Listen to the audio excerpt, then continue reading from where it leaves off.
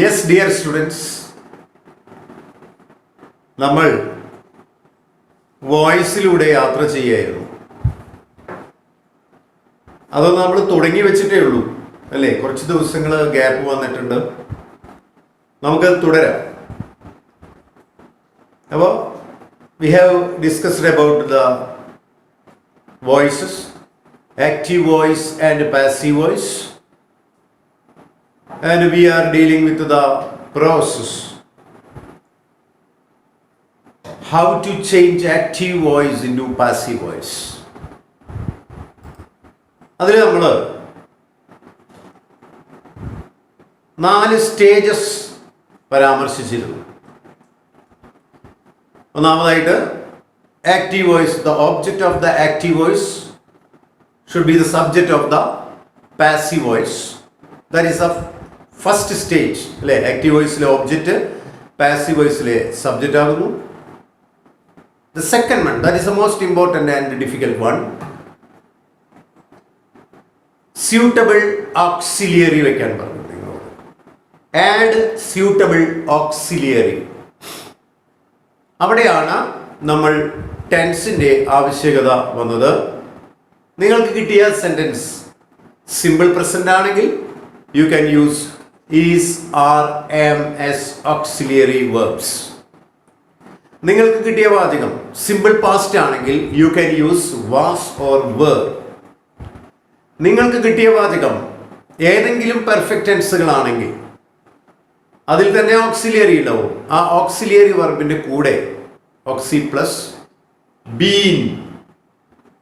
ഇനി അതല്ല, നിങ്ങൾക്ക് കണ്ടിന്യൂസ് ടെൻസുകളാണ് ലഭിച്ചത് എങ്കിൽ അതിന് ഓക്സിലിയറിയുടെ കൂടെ being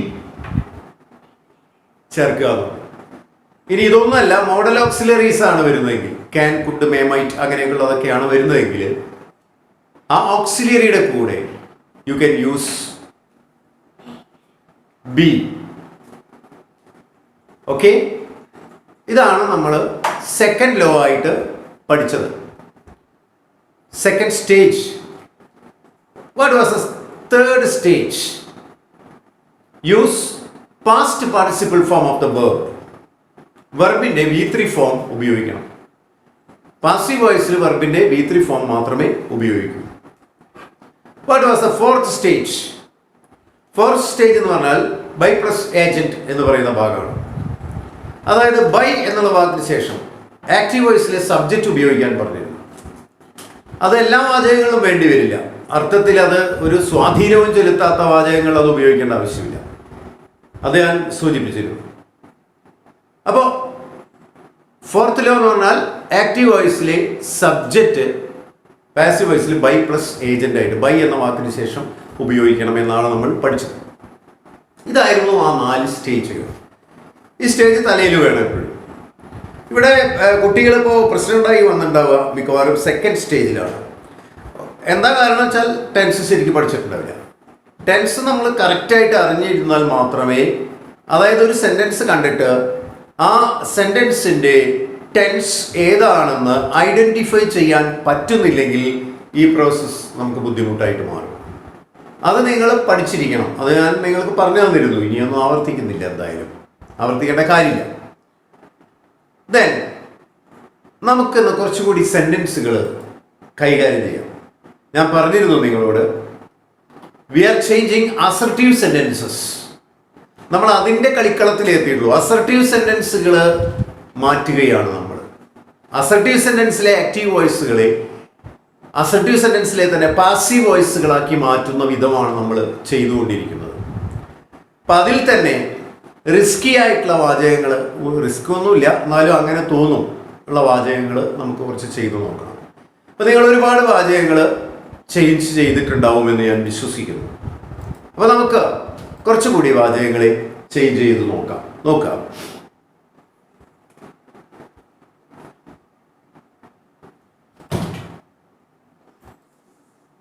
people speak English all over the world.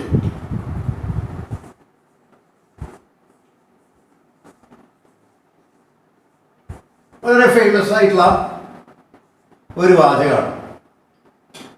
നമ്മളത് പഠിക്കുമ്പോൾ എല്ലായ്പ്പോഴും പലരും ഉപയോഗിക്കുന്ന വാചകമാണ്. People speak English all over the world. നമുക്കറിയാം, ലോകം മുഴുവൻ ആളുകൾ ഇംഗ്ലീഷ് സംസാരിക്കുന്നുണ്ട്. ഞാൻ ആദ്യമേ നിങ്ങളോട് പറഞ്ഞിട്ടുണ്ട്, when we do any exercises, we should find out the verb and its subject, if there is an object, and if there is another things. ഒരു വാചകത്തിൽ ഈ സബ്ജക്റ്റും വെർബും ഒബ്ജക്റ്റും മാത്രമേ ഉണ്ടാവുന്നില്ല, അതിൽ പല സാധനങ്ങൾ ഉണ്ടാവും, വേറെ പല ചേർക്കലുകളൊക്കെ ഉണ്ടായിരിക്കും. ഞാൻ പറഞ്ഞു അങ്ങനെ മാലയും വളയും ഒക്കെ ആയിട്ട് വരും വാചകങ്ങളിൽ നിന്ന്. വന്നിരിക്കുകയാണ് ഇവിടെ ഒരാൾ. അപ്പൊ നമുക്ക് first of all we should find out the verb. People speak English, ഇതിൽ ഏതാണ് ആക്ഷനെ സൂചിപ്പിക്കുന്ന വാക്ക്? That is speak. Who speak? That is people. What? That is English. That is SVO. Then what is this?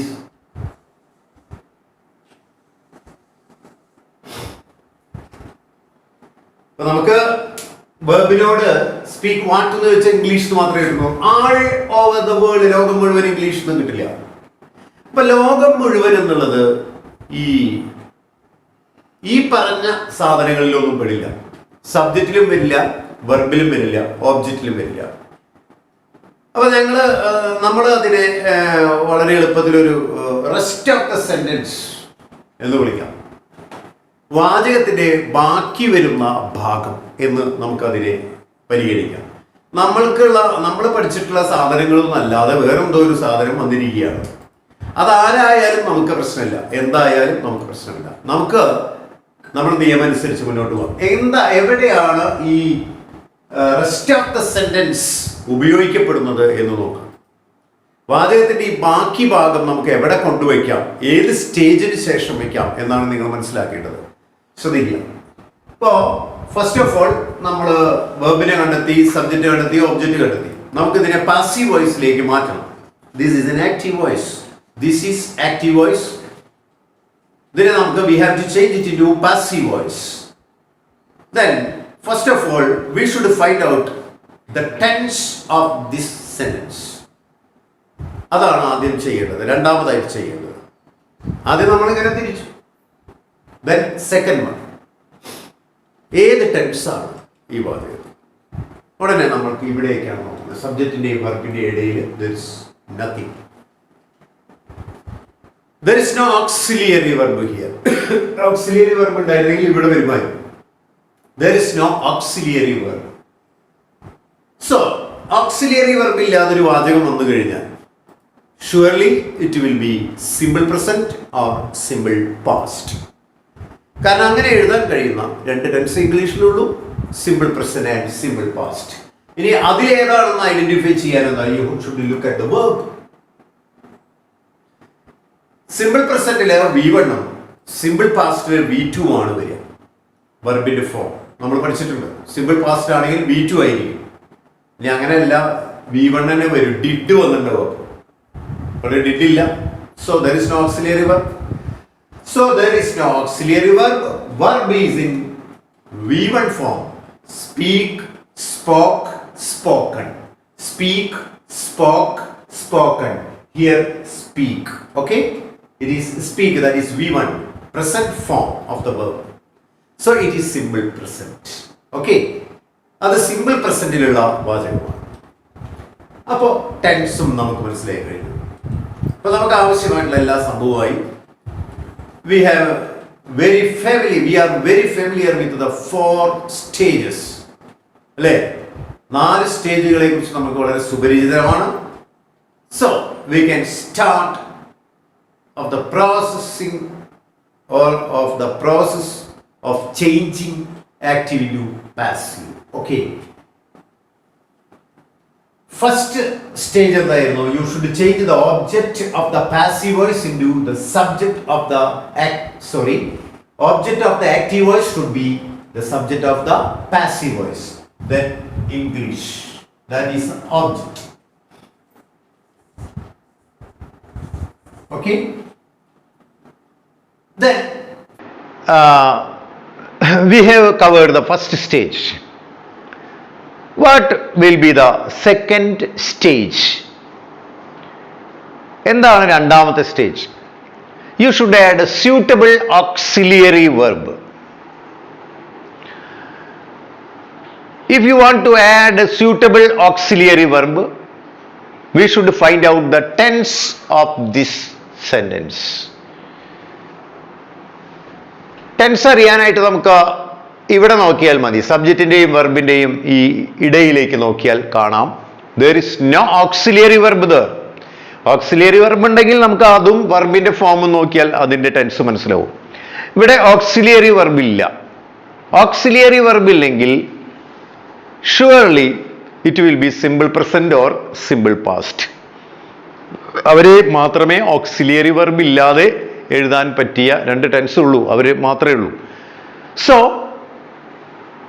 Simple present ആണോ simple past ആണോ എന്നറിയണമെങ്കിൽ look at the verb. Verb V1 ആണെങ്കിൽ it will be simple present. Verb V2 ആണെങ്കിലോ it will be simple past. Okay, അതല്ല V1 ഒക്കെ simple പാസ്റ്റിൽ വരും, പക്ഷെ അപ്പോൾ അവിടെ ഡിഡ് ഉണ്ടായിരിക്കും ഓക്സിലിയറി വെർബായിട്ട്. അപ്പോൾ നമുക്ക് വളരെ ഈസിയാണ് കണ്ടുപിടിക്കാനായിട്ട്. ഓക്സിലിയറി വെർബ് ഇല്ല എങ്കിൽ വെർബ് V1 ആണെങ്കിൽ സിമ്പിൾ പ്രസന്റ്, V2 ആണെങ്കിൽ simple past. Okay, then it is simple present. Simple present ആണെങ്കിൽ സെക്കൻഡ് സ്റ്റേജിൽ എന്ത് ചെയ്യാനാ പറഞ്ഞത്? You can use is, are, am, അങ്ങനെയാ പറഞ്ഞിരിക്കുന്നത്. സിമ്പിൾ പ്രസന്റ് ആണെങ്കിൽ you can use is, are, am, അങ്ങനെ പറഞ്ഞിരിക്കുന്നത്. സെക്കൻഡ് സ്റ്റേജിൽ സബ് പോയിന്റ്സിൽ നിങ്ങൾക്ക് കാണാം ഇല്ലേ? സിമ്പിൾ പ്രസന്റ് ആണെങ്കിൽ ഈസ്, ആർ, എം ഇതിലേതെങ്കിലും ഒന്ന് ഉപയോഗിക്കാം. ഇവിടെ ഇംഗ്ലീഷ് എന്നുള്ളത് സിംഗുലർ ആയതുകൊണ്ട് we are going to use is. English is. Then the second stage is over. Then we can go to the third stage. Third stage il endha parayanathu? Use PP form of the verb or V3 form of the verb. Alle verbinde V3 form ഉപയോഗിക്കുക. Verb ഇവിടെ speak ആണ്. Speak ന്റെ V3 form എന്താണ്? Spoken. English is spoken. ഇപ്പൊ third stage cover ചെയ്തു. ഇവിടെയാണ് ഞാൻ ഇനി പറയാൻ പോകുന്നത്. തേർഡ് സ്റ്റേജ് കവർ ചെയ്താൽ വാചകത്തിൽ ബാക്കി എന്തെങ്കിലുമൊക്കെ ഉണ്ടെങ്കിൽ അത് അവിടെ എഴുതണം ആദ്യം. എന്നിട്ടേ നാലാമത്തെ സ്റ്റേജിലേക്ക് പ്രവേശിക്കേണ്ടതുണ്ടെങ്കിൽ പ്രവേശിക്കേണ്ടതുള്ളൂ. മനസ്സിലാവണം. അപ്പൊ ഇവിടെ നമുക്ക് ബാക്കി വരുന്ന റെസ്റ്റ് ഓഫ് ദ സെന്റൻസ് നമ്മൾ വിളിച്ച ആ സാധനം എന്താണ്? ആൾ over the world. All over the world അത് ഇവിടെ എഴുതണം. all over the world. ഇപ്പോൾ നാളെ ഞാൻ പറഞ്ഞ പോലെ തന്നെ ഈ സംഭവത്തിൽ ബൈ ദ പീപ്പിൾ അടുത്തപ്പോൾ ബൈ എന്ന് എഴുതിയിട്ട് എഴുതേണ്ടി വരും. ഇതിന്റെ സബ്ജക്റ്റ് ആണ്. നാലാമത്തെ സ്ട്രാറ്റജി, നാലാമത്തെ സ്റ്റേജ് എന്താണ്? ബൈ പ്ലസ് ആക്റ്റീവ് വോയിസിൽ സബ്ജക്റ്റ് എന്നാണ്. ബൈ എന്ന് എഴുതിയിട്ട് പീപ്പിൾ എന്ന് എഴുതിയാൽ അതിന്റെ അർത്ഥം വല്ലാത്തൊരു പ്രശ്നമായിരിക്കും. അതായത് ഇംഗ്ലീഷ് ലോകം മുഴുവൻ സംസാരിക്കപ്പെടുന്നു ജനങ്ങളാൽ എന്ന് പറയേണ്ട കാര്യമില്ല. ലോകം മുഴുവൻ ഇംഗ്ലീഷ് സംസാരിക്കപ്പെടുന്നു എന്ന് പറഞ്ഞാൽ തന്നെ നമുക്ക് മനസ്സിലായി എന്താണ്? ജനങ്ങളാണ് ഇംഗ്ലീഷ് സംസാരിക്കുന്നത്. അപ്പൊ ഇതാണ് അതിൻ്റെ ഒരു സ്ട്രക്ചർ. നാലാമത്തെ നിയമം ഇവിടെ സാധാരണ എഴുതേണ്ട ആവശ്യമില്ല. എഴുതി വെച്ചുകൊണ്ട് തെറ്റൊന്നും വരില്ല.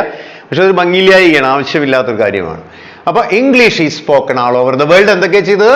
ഓബ്ജക്റ്റിനെ സബ്ജക്റ്റ് ആക്കി, സ്യൂട്ടബിൾ ഓക്സിലറി വെർബ് വെച്ചു. കാരണം ഇത് സിമ്പിൾ പ്രസന്റ് ആണ്. സിമ്പിൾ പ്രസന്റ് ആയതുകൊണ്ട് ഈസ്, ആർ, എമ്മിൽ ഈസ് നമ്മൾ ഇവിടെ ഉപയോഗിച്ചു. ഇംഗ്ലീഷ് ഏകവചനം ആയതുകൊണ്ട് തേർഡ് സ്റ്റേജിൽ വെർബിന്റെ പാസ്റ്റ് പാർട്ടിസിപ്പിൾ രൂപം ഉപയോഗിച്ചു. തേർഡ് സ്റ്റേജ് കഴിഞ്ഞാൽ വാചകത്തിൽ ഇതുപോലെ ബാക്കി എന്തെങ്കിലും ഉണ്ടെങ്കിൽ അത് എഴുതിയിട്ടേ അടുത്ത കാര്യം ചിന്തിക്കാവൂ. അപ്പൊ തേർഡ് സ്റ്റേജ് വരെ കണ്ടിന്യൂസ് ആയിട്ട് പോവുക. എന്നിട്ട് വാചകത്തിൽ ബാക്കി എന്തെങ്കിലും ഉണ്ടെങ്കിൽ അത് എഴുതുക. അതാണ് അതിൻ്റെ രീതി. അടുത്തതായിട്ട് നമുക്ക് വേറൊരു വാചകം എഴുതാം.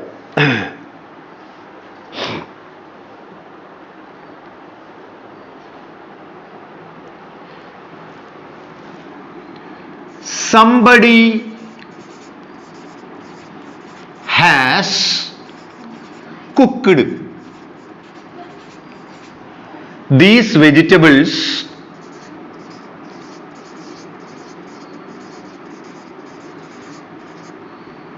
well. somebody has cooked these vegetables well. Okay, നേരത്തെ പ്രോസസ് പോലെ തന്നെ നമ്മൾ വർബിനെ കണ്ടെത്തുന്നത് കുക്ക്ഡ് ആണ് അല്ലേ? കുക്ക്ഡ് ആണ് വർബ്. പാചകം ചെയ്തു. ഹു, സംബടി, ആരോ. വാട്ട് കുക്ക്ഡ്, എന്താണ് കുക്ക് ചെയ്തത്? These vegetables, that is object here. Then what is this? It is the rest of the sentence. വാചകത്തിന്റെ ബാക്കി വരുന്ന ഭാഗമായിട്ട് വെല്ലിനെ കരുതിയാൽ മതി. ദെൻ നമുക്ക് ഇതിന്റെ ടെൻസ് കണ്ടെത്താം. വളരെ എളുപ്പമാണ്. സബ്ജക്റ്റിന്റെയും വെർബിന്റെയും ഇടയിൽ കിടക്കുന്നത് ആരാണ്? ഹാസ്. ഹാസ് ആരുടെ ഓക്സിലിയറി വെർബാണ്? പ്രസന്റ് പെർഫെക്റ്റ് അല്ലെ? Has plus V3 form of the verb. അതാണിത്. അതാണ് പ്രസന്റ് പെർഫെക്റ്റിന്റെ സ്ട്രക്ചർ. ആ പ്രസന്റ് പെർഫെക്റ്റ് ആണ്. ഓക്കെ, നമുക്ക് തുടങ്ങാം. ഓബ്ജക്റ്റ് ഇതാണ്, ദീസ് വെജിറ്റബിൾസ്. ഓബ്ജക്റ്റിനെ സബ്ജക്റ്റ് ആക്കുക. These vegetables.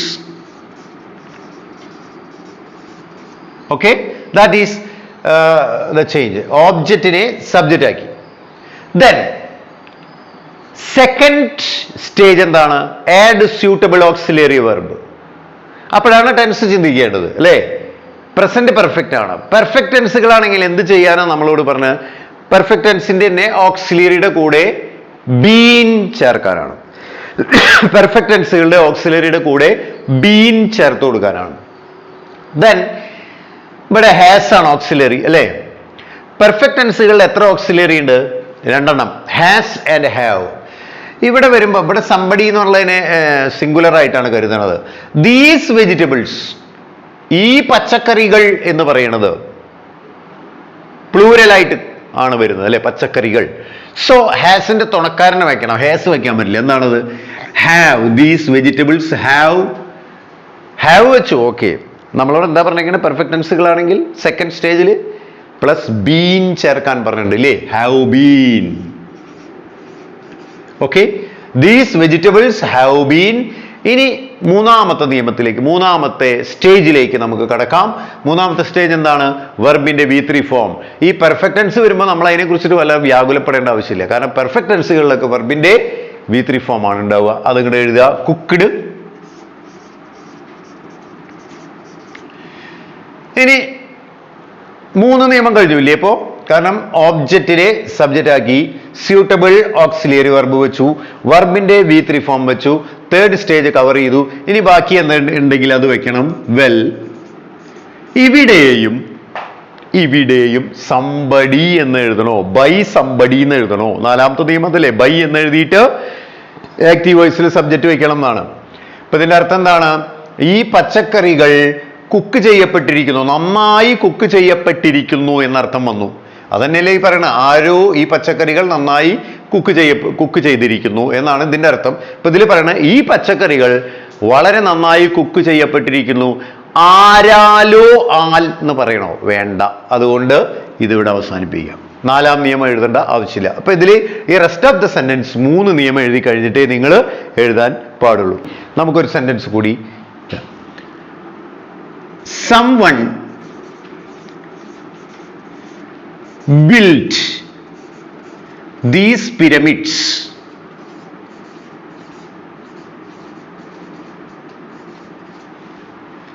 centuries ago.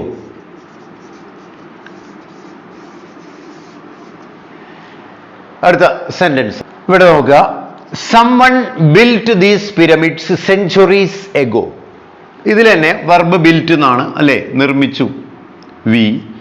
ആരാ? സമ്മൺ. ആരോ. എന്ത്? What built these pyramids, that is object. Centuries ago എന്ന് പറഞ്ഞാൽ ഈ റെസ്റ്റ് ഓഫ് ദ സെന്റൻസ് നമ്മൾ പറഞ്ഞ സാധനം, ഇതിലൊന്നും പെടാത്തൊരു സാധനമാണ്. ഇവിടെ ബിൽറ്റ്, വാട്ട് ബിൽറ്റ് എന്ന് വെച്ചാൽ ദീസ് പിരമിഡ്സ് എന്ന് മാത്രമേ നമുക്ക് കിട്ടണുള്ളൂ അല്ലേ? ഈ പിരമിഡുകൾ. സെഞ്ചുറീസ് എഗോ എന്നുള്ളത് റെസ്റ്റ് വാചകത്തിൽ ബാക്കി വരുന്ന ഭാഗമായിട്ട് എടുക്കാം. ദെൻ നമുക്ക് ഇതിനെ ചേഞ്ച് ചെയ്യുമ്പോൾ ഇതിന് ആദ്യമായിട്ട് നമ്മൾക്ക് സബ്ജക്റ്റ് വെർബ് ഓബ്ജക്റ്റുകൾ കണ്ടെത്തുക, രണ്ടാമത് ടെൻസ് കണ്ടെത്തുക. ടെൻസ് കണ്ടെത്താൻ വളരെ ഈസിയാണ്. സബ്ജക്റ്റിന്റെയും വെർബിന്റെയും ഇടയിൽ ആരെയും കാണാനില്ല. So it will be simple present or simple past. Okay, ഇവിടെ ബിൽറ്റ് എന്നാണ് പറഞ്ഞത്. ബിൽഡ് എന്നാണ് V1. ബിൽഡ്, ബിൽറ്റ്, ബിൽറ്റ് അല്ലേ? അപ്പോൾ V1 V2 V3. Build, built, built. അപ്പോൾ ബിൽഡ് അല്ല വന്നിരിക്കുന്നത്, V1 അല്ല വന്നിരിക്കുന്നത്, V2 ആണ് വന്നിരിക്കുന്നത്. V2 വരികയും ഓക്സിലറി വെർബ് ഇല്ലാതിരിക്കുകയും ചെയ്താൽ it will be simple past. Okay, അപ്പൊ അത് മനസ്സിലായി. ഇനി നമുക്ക് ഇതിന്റെ പാസീവ് വോയിസ് എഴുതാം. ഓബ്ജക്റ്റിനെ സബ്ജക്റ്റ് ആക്കുക. അതാണ് ആദ്യത്തെ സ്റ്റേജ്. ദീസ് പിരമിഡ്സ്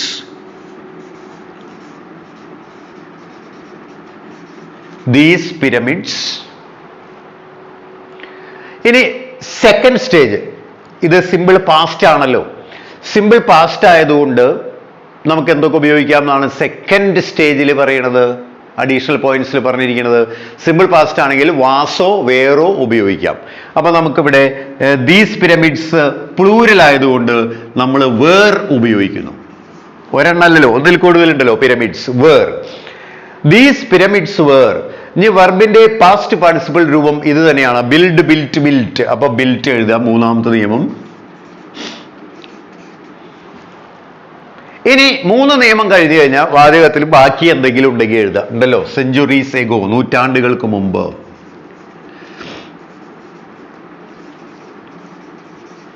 നാലാം നിയമം എഴുതേണ്ട ആവശ്യമുണ്ടോ? ആലോചിച്ച് നോക്കുക. സമ്മണ്ണം വന്നാൽ സാധാരണ എഴുതേണ്ട ആവശ്യമില്ല. ആരാലോ ആൽ എന്ന് പറയേണ്ട ആവശ്യമില്ല. ഇവിടെ ആരോ നൂറ്റാണ്ടുകൾക്ക് മുമ്പ് ഈ പിരമിഡുകൾ നിർമ്മിച്ചു എന്നാണ് ഇതിന്റെ അർത്ഥം ആക്റ്റീവ് വോയിസിൽ. ഇവിടെ വരുമ്പോൾ ഈ പിരമിഡുകൾ നിർമ്മിക്കപ്പെട്ടിരിക്കുന്നു, നൂറ്റാണ്ടുകൾക്ക് മുമ്പ് നിർമ്മിക്കപ്പെട്ടിരിക്കുന്നു എന്നർത്ഥം വന്നു. പിന്നെ അതിൻ്റെ അടിയിൽ ആരാലോ ആൽ എന്ന് എഴുതേണ്ട ആവശ്യമില്ല. ഇവിടെയും ബൈ പ്ലസ് ഏജന്റിന്റെ ആവശ്യമില്ല.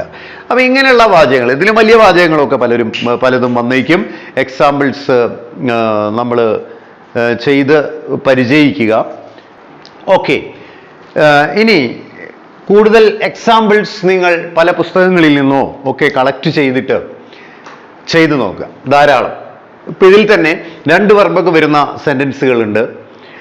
2 വെർബ് ഒരേ സെൻറ്റൻസിൽ വരിക. അപ്പോൾ അങ്ങനെയുള്ളതൊക്കെ കുറച്ച് ഫർദറായിട്ട് നിങ്ങൾ ചെയ്തു നോക്കുക. ഇതാണ് ഇതിൻ്റെ സ്ട്രക്ചർ. അതാണ് ഞാൻ പറയാൻ ഉദ്ദേശിച്ചത്. കൂടുതലായിട്ട് ഇത്തരം കാര്യങ്ങളെക്കുറിച്ച് നമുക്ക് കൂടുതൽ വരുന്ന ക്ലാസ്സുകൾ ഡിസ്കസ് ചെയ്യാം. അപ്പോൾ ഇതിലിപ്പോൾ നമ്മൾ ഈ പറഞ്ഞിട്ടുള്ളത് എന്താ വെച്ചാൽ, ഇതുപോലുള്ള റെസ്റ്റ് ഓഫ് ദ സെന്റൻസ് വാചകത്തിൽ ഈ സബ്ജക്റ്റും വെർബും ഓബ്ജക്റ്റും അല്ലാതെ വരുന്ന കുറേ സാധനങ്ങൾ വരുമ്പോൾ നിങ്ങൾ ശ്രദ്ധിക്കേണ്ടത് എന്താണെന്ന് വെച്ചാൽ 3 നിയമം ചെയ്യുക, 3 നിയമം കവർ ചെയ്യുക, 3 സ്റ്റേജ് കവർ ചെയ്തിട്ട് ആ ബാക്കി വരുന്ന ഭാഗം അവിടെ എഴുതുക.